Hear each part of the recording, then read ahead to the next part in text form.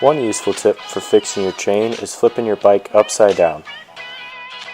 To put the chain on, start at the back of the bike with the chain on the rear derailleur.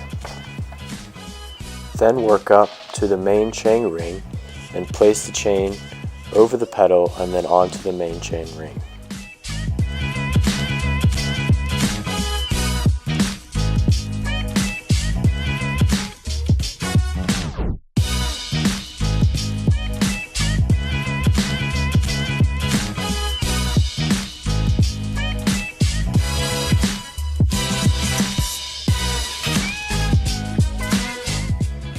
Once you've connected the chain to the chain ring, start to pedal the bike to make sure that the chain is on the chain ring correctly.